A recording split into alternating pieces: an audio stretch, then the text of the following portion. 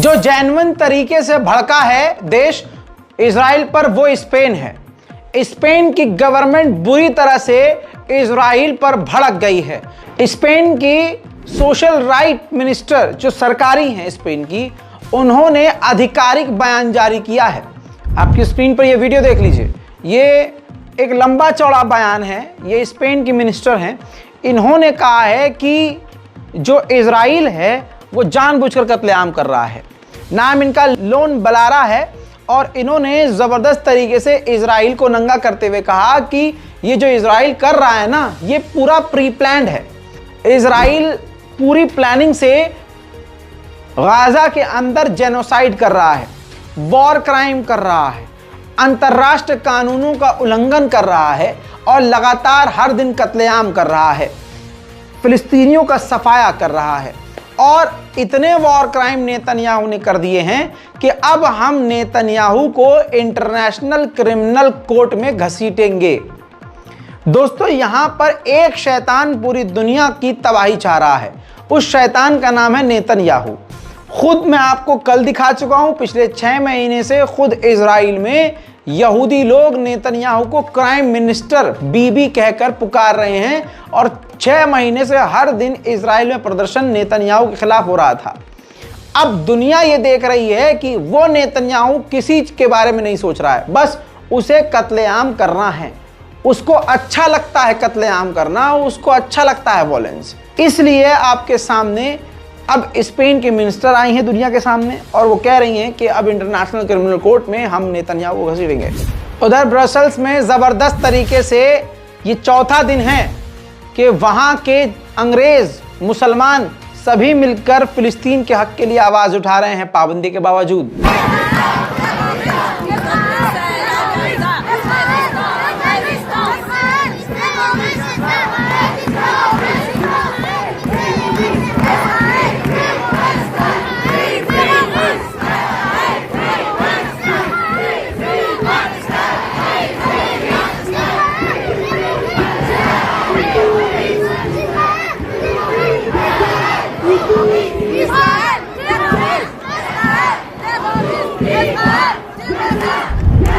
Gaza के लोगों के लिए कहा गया कि पानी हमने छोड़ दिया है, लेकिन गाजा के लोगों को पानी गंदा प्रोवाइड करवा रहा है। इजराइल अपनी गंद पने पर उतारू है, जिसकी वजह से गाजा में लोग पानी के लिए परेशान हो रहे हैं।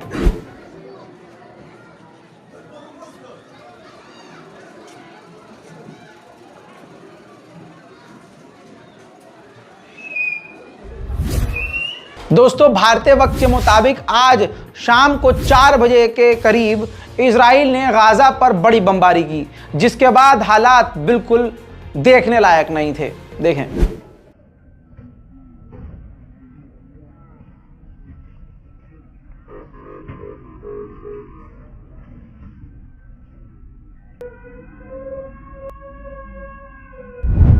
जहां पर कभी भी प्रदर्शन नहीं हुआ उस जगह पर फिलिस्तीनियों का दर्द फूट गया है। साउथ कोरिया में कभी शायद आपने सुना हो कि प्रदर्शन हुआ हो, लेकिन साउथ कोरिया में फिलिस्तीन के लिए लोग सड़कों पर उतर आए हैं।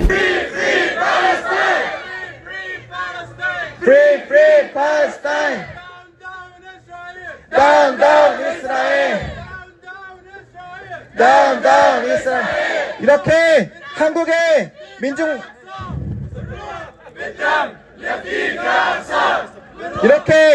दोस्तों, उधर मलेशिया के एक्स यानी पूर्व फॉरेन मिनिस्टर ने कहा है कि इजराइल के लिए इंटरनेशनल लॉ को झुकाया जा रहा है। जो अंतर्राष्ट्रीय कानून है उसको मोड़ा जा रहा है इजराइल के लिए, ताकि इजराइल के वॉर क्राइम को इग्नोर किया जा सके। पाकिस्तान की तरफ से भी बयान आया है। पाकिस्तान ने भी साफ साफ कहा है कि इजराइल को तुरंत रास्ता गाजा का खोलना चाहिए, गाजा की घेराबंदी बंद करनी चाहिए और लगातार ये जेनोसाइड कर रहा है, तुरंत इसको रोक देना चाहिए। ठीक इसी तरह से स्पेन के लोग भी शांत नहीं हैं। स्पेन के लोग सड़कों पर इजराइल के खिलाफ उतर आए हैं।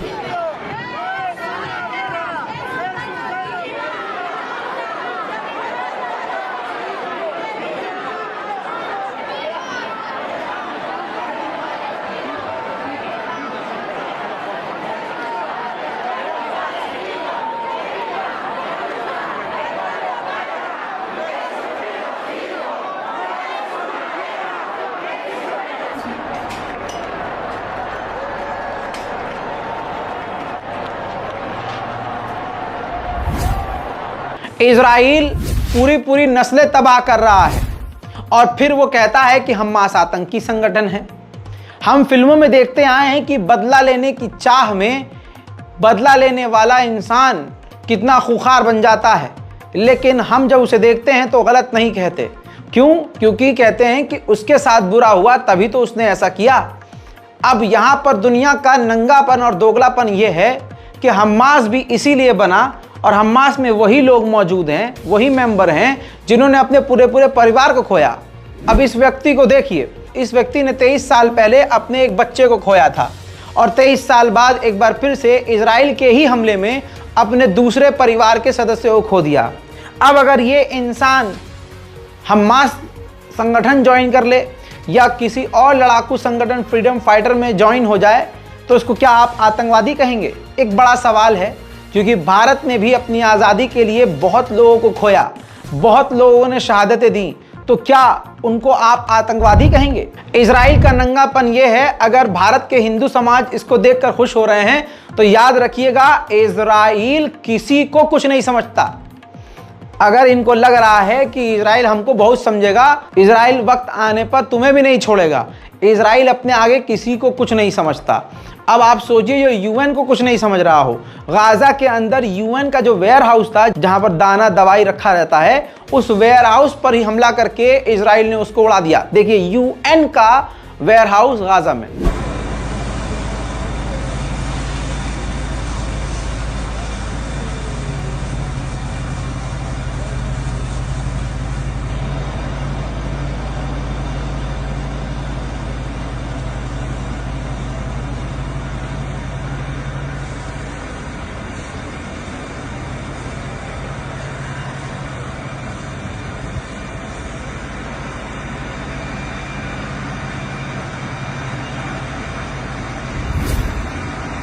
दोस्तों, लगातार अंधेरे में बमबारी भी कर रहा है इजराइल। अब एक रात का मंजर आपको दिखाऊंगा जिसमें आप देखेंगे, बहुत दूर से रिकॉर्ड किया गया वीडियो है, लेकिन हमला ऐसा हो रहा है जैसे दूर से जमीन के नीचे से सूरज निकल रहा हो। दोस्तों, बड़ी तबाही का ये दूर से एक मंजर।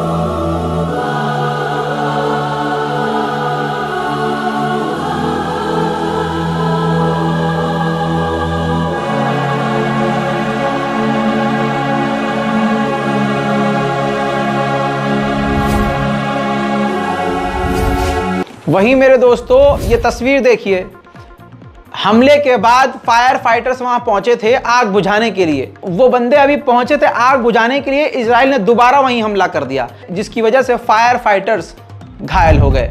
उधर अमेरिका के न्यू जर्सी में भी जमकर फिलिस्तीन के लिए प्रदर्शन शुरू हो चुका है।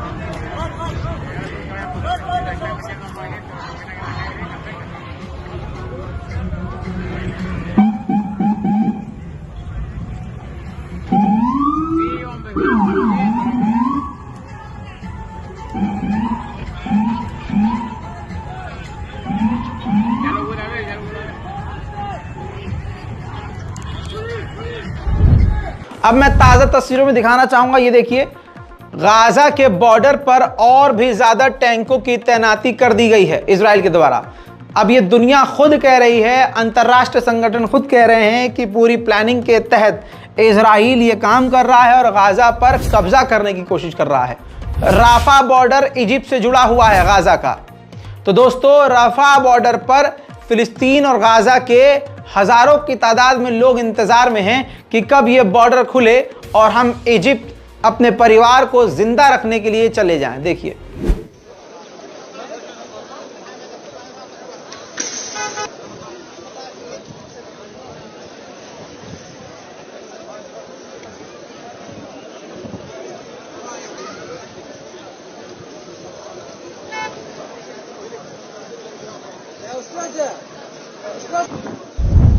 फिलिस्तीन के प्रधानमंत्री ने चौथी बार इस बात को रिपीट किया है जिसका पूरी दुनिया पे कोई असर नहीं है। उन्होंने कहा कि दोबारा से नकबा कर रहा है इजराइल, दोबारा से पूरी प्लानिंग से जेनोसाइड कर रहा है और आम लोगों का कत्लेआम कर रहा है। जहां राफा बॉर्डर पर हजारों की तादाद में गाजा के लोग खड़े हैं, उम्मीद से उनकी उम्मीदें इजराइल ने तोड़ दी है। इजराइल ने कहा है कि कोई भी सीज फायर, कोई भी एग्रीमेंट नहीं हुआ है तो न हमले रुकेंगे न रास्ता खुलेगा। इस 9 दिन के कत्लेआम में इजराइल ने 11 फिलिस्तीनी पत्रकारों को कत्ल कर दिया है, लेकिन अंतर्राष्ट्रीय कम्युनिटीज इस पर भी खामोश हैं। इजराइल का डर हिजबुल्लाह से भी कुछ इस तरह से आप समझ सकते हैं कि 28 गांव बॉर्डर के, जो लेबनान के बॉर्डर से सटे हुए इजरायली गांव थे जहां यहूदी बसते थे, 28 गांव को पूरी तरह से इजराइल ने खाली करा लिया है।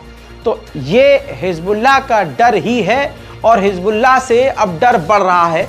हमले की आशंका इजराइल पर बढ़ रही है। यहूदियों के एक झुंड ने यहूदी के ही घर पर हमला कर दिया।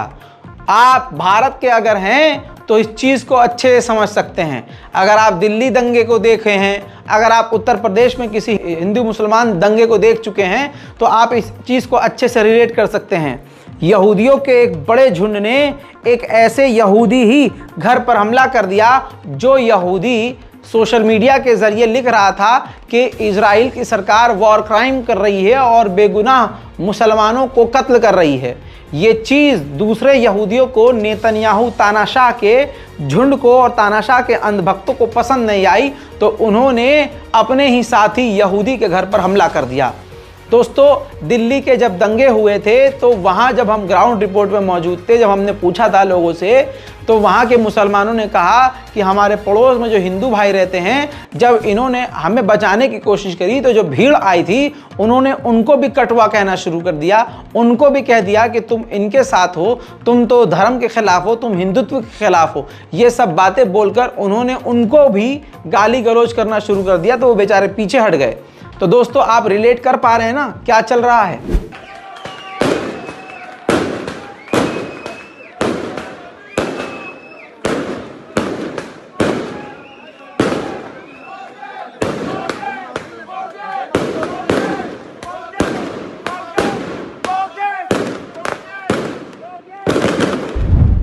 ईरान के राष्ट्रपति इब्राहिम रईसी के द्वारा बड़ा बयान आया। उन्होंने कहा कि अमेरिका पहले से ही इस जंग में इन्वॉल्व है, अमेरिका की सेना भी पहले से ही इस जंग में घुसी हुई है और अमेरिका और इजराइल का पूरा ये प्लान है जो कुछ भी आज गाजा में हो रहा है। इसके अलावा इब्राहिम रईसी ने यह भी कहा, फिलिस्तीन को बिना रुके कंटिन्यू सपोर्ट करना और फिलिस्तीन के लिए आवाज उठाना हमारी ये पॉलिसी है। उधर मेरे दोस्तों, आपको बता दूं कि फ्रांस की राजधानी पेरिस में फिलिस्तीन के लिए आवाज उठाने पर दर्जनों लोगों को गिरफ्तार किया गया है।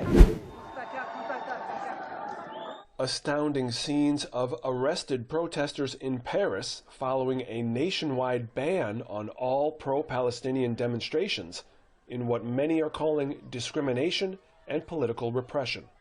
Police reached into the crowd again and again to arrest any protester who carried a Palestinian flag, a sign of support, or simply for protesting too loudly. Police arrested teenagers, the elderly. उधर अरब league के chief ने कहा है Israel से कि तुरंत कत्लेआम Gaza के अंदर और हमले गाजा के अंदर इजराइल बंद करे। ऐसी बयानबाजी की बत्ती बनाकर अपनी जेब में रख ले। मैं तो यही कहूँगा, आपके बयान की बल्कि किसी भी दुनिया के नेता और संगठन की इस वक्त गाजा को बयान की जरूरत नहीं है, एक्शन की जरूरत है। दोस्तों, अब देखिए दर्जनों फिलिस्तीनियों को इजरायली मिलिट्री ने गिरफ्तार किया हुआ है आतंकवादी बता के, निहत्तों को, और गाना बजा रहा है इजरायली बेबी शार्क, ऐसा कोई गाना जिससे वो फिलिस्तीनियों को चिढ़ा रहा है और टॉर्चर कर रहा है। अब आगे इनके साथ इजराइल क्या करेगा ये इजराइल जाने या परवरदिगार। वहीं दोस्तों ब्राजील में पूरी तरह से इजराइल के समर्थन में प्रदर्शन शुरू हो चुका है। जी हां, ब्राजील के लोग सड़कों पर आकर गाजा में होने वाले कत्लेआम को सपोर्ट कर रहे हैं। दुनिया कितनी गंदी है देख लीजिए।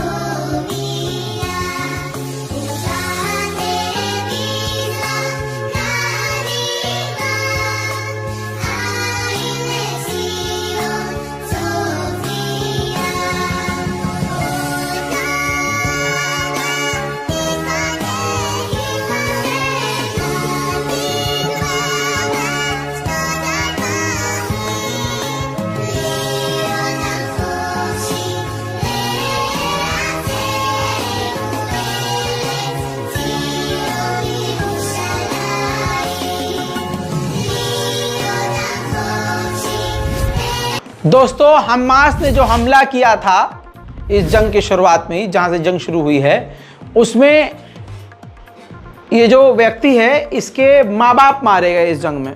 इन्होंने कहा कि मैं अगर रो रहा हूं तो वो इसलिए रो रहा हूं क्योंकि गाजा और इस जंग के बहाने से जो आम लोग मर रहे हैं वो काफी दुखद है। मैं बदला नहीं चाहता क्योंकि जंग कोई सॉल्यूशन ही नहीं है। सुनिए। Elena, I must tell you that I'm not crying for my parents. I'm crying for those who are going to lose their life in this war. We must stop the war. The war is not the answer. And I beg you, I beg all the viewers and listeners to do everything in your power to put pressure over everyone that is relevant to stop the war immediately, to freeze the situation.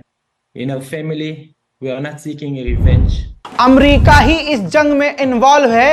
Ibrahim रईसी की ये बात सही साबित हो रही है। America के विदेश मंत्री एंटोनी ब्लिंकन ने पहले सीधा विजिट किया इजराइल, फिर इजराइल से वो सऊदी अरब गए, इजिप्ट गए, कतर गए, कई जगह का उन्होंने दौरा किया। अब घूम फिरकर वापस इजराइल गए हैं। देखिए।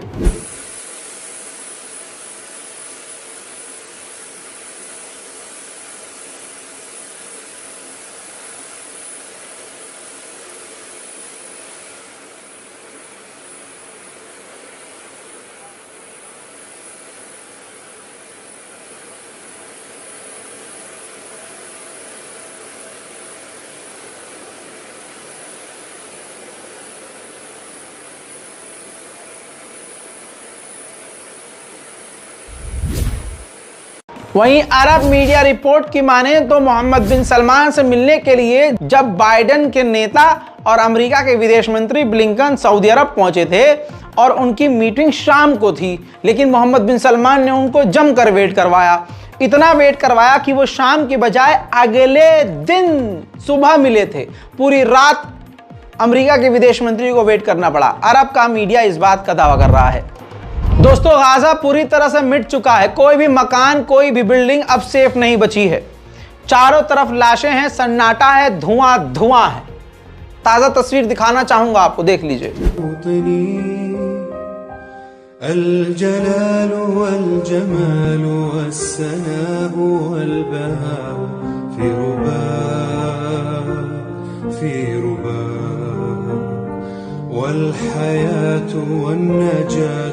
والهناء والرجاء في هوى وطني الجلال والجمال والسناء والبهاء في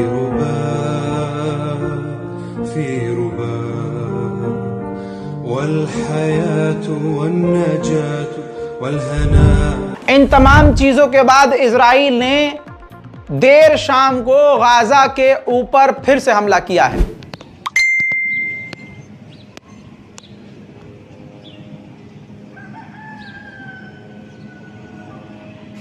दोस्तों, इस डिटेल्ड रिपोर्ट में फिलहाल के लिए इतना ही। इस रिपोर्ट को अपने घर, खानदान, व्हाट्सएप के खानदान के ग्रुप, दोस्तों के ग्रुप, तमाम मोमिनीन के ग्रुप में शेयर कीजिए, तमाम मुसलमानों तक पहुंचाइए ताकि असल जानकारी हमारे लोगों तक पहुंच सके। जय हिंद।